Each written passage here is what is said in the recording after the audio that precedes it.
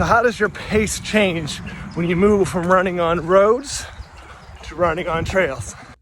As a general rule, when you go trail running, your pace is going to be slower than when you go road running. But how much slower really depends on three different things: terrain, elevation, and conditions. So let's talk about terrain first. When you go road running, what is the terrain? It's a road, so it's flat. You have no really obstacles to go over. When you're trail running, trails around here in particular go through the woods, and so you're going to have tree roots to negotiate. They're going to go over the trail.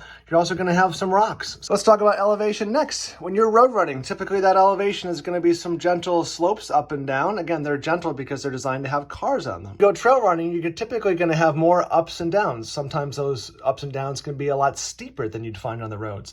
And finally, let's talk about course conditions. So when it's raining in particular on a road race, you might have a puddle to negotiate. Sure, your running shoes might be a little bit heavier because they're wet, but generally it's not going to have much of an impact on the road itself. When you go trail running, you have a lot more things to deal with, namely slippery rocks and roots and possibly some mud, right? And those things are absolutely going to slow you down. Again, so terrain, elevation, conditions are all going to determine how much slower your trail pace is going to be compared to your road running pace.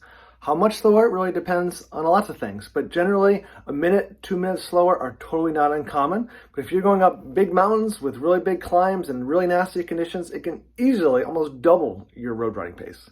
Can't wait to see you on the trails.